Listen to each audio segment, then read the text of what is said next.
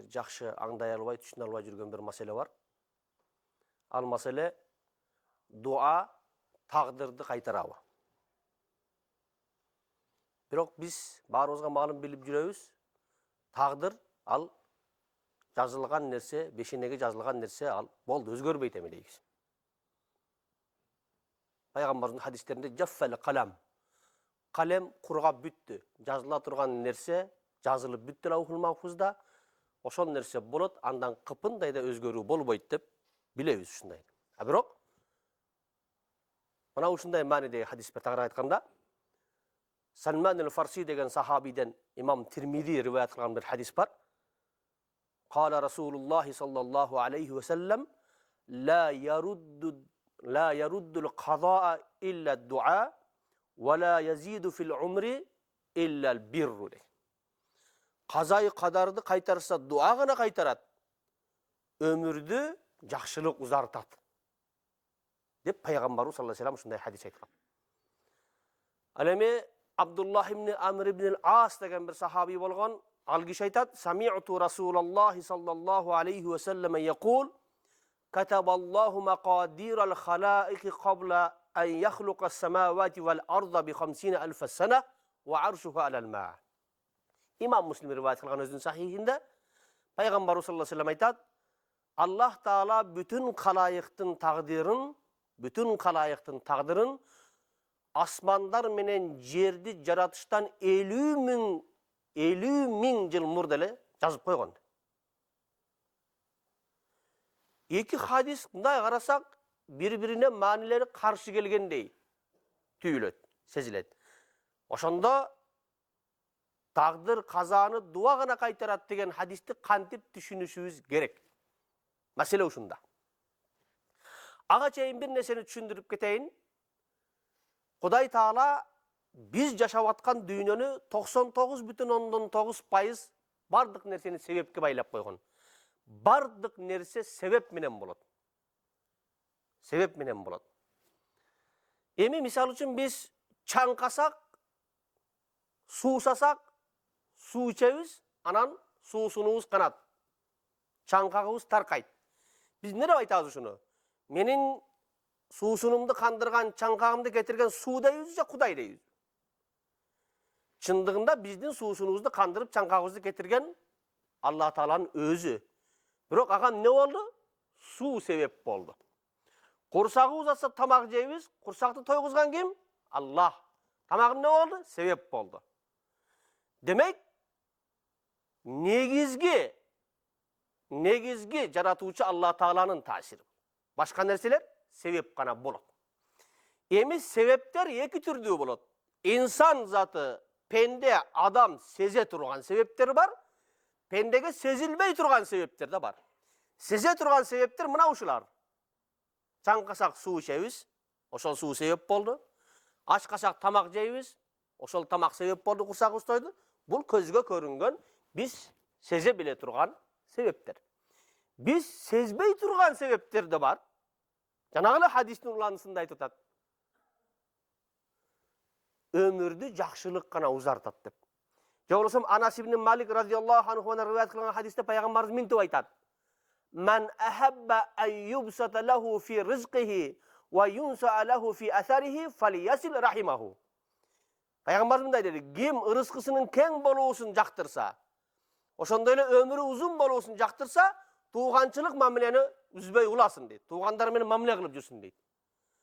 Анан биз акылыбыз албайт. Туугандар менен мамиле кылса кантип өмүрүбүз узун болот? Өмүр узун болуш үчүн ден соолук чың болуш керек, таза абадан дем алыш керек. Дене тарбия менен алектениш керек, физкультура менен, спорт менен машыгыш керек. Ошондо адамдын өмүрү узун болот да деген биз сезе турган себептерди гана түшүнүп, кантип эле тууганчылык менен өмүр узарып калсын деп таң калабыз. Жана биз сөзүбүздүн башында айттык. Курсакты тойдурган тамак эмес, Кудай Таала тамак себеп болду гана.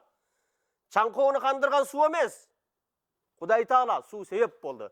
Анын сыңарындай өмүрдү узатуучу көзгө көрүнгөн себептер ошол спорт менен машыгуу, таза абадан дем алуу, зыяндуу нерселерден арылуу болгондой эле туугандар менен мамиле кылуу дагы өмүрдүн узарышына себеп болот.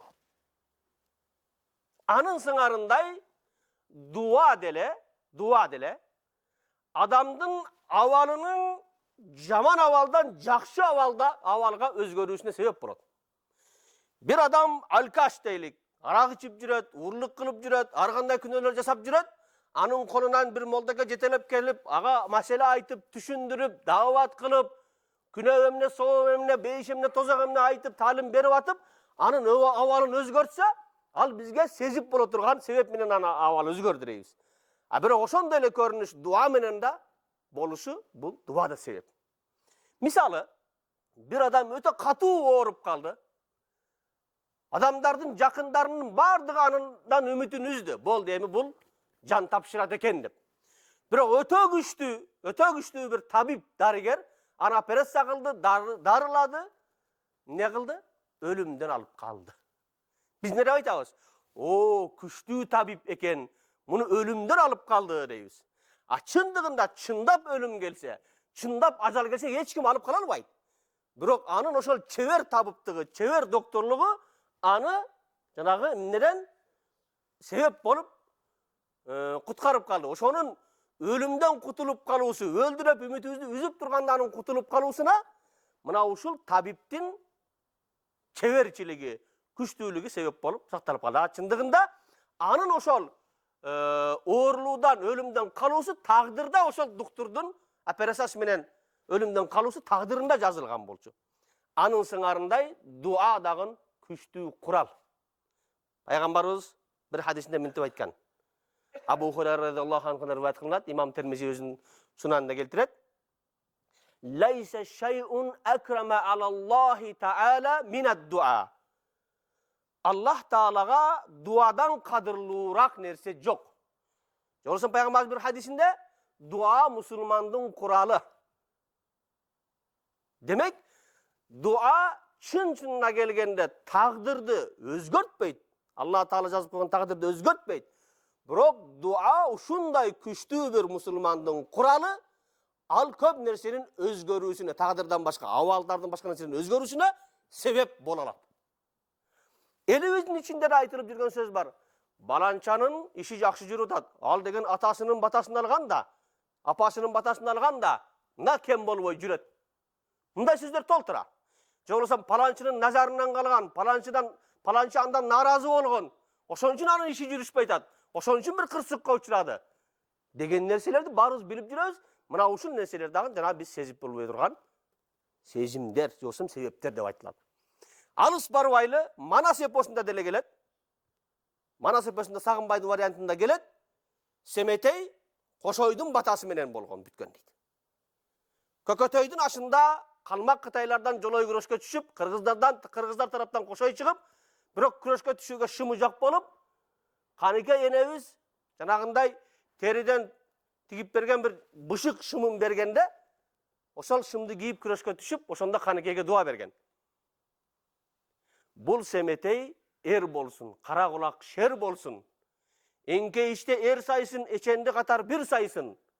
Телегей тең болсун, теңиз Манас тукуму атасындай шер болсун. Белеске бүткөн от болсун да, беттешкен душман жок болсун. Омин деп бата кылган. Анан ошонун себебинен Семетей Каныкейдин боюна бүтүп, жарык дүйнөгө келген дейт. Мындай нерселер биздин эмебизде көп. Демек, бата бул өтө олуттуу нерсе. Улуулардан, алымдардан, карыялардан, ата-энебизден, өзүбүз сыйлаган адамдардан дайыма батасын алып жүрөлү. Бата биздин абалыбыздын жакшыруусуна, Алла Таала разы боло турган абалга, ошо тарапка абалыбыздын жүрүүсүнө сөзсүз себепчи болот. Демек, дуа гана каза тагдырды өзгөртөт деген хадисти мына ушундай түшүнүшүбүз керек. Алла Таала баарыбызга туура түшүнүк берсин. Улууларыбыздын, устаздарыбыздын эл журтка жаштарга кылган баталарын Алла Таала кабыл кылсын. Ассаламу алейкум ва рахматуллахи ва баракатух.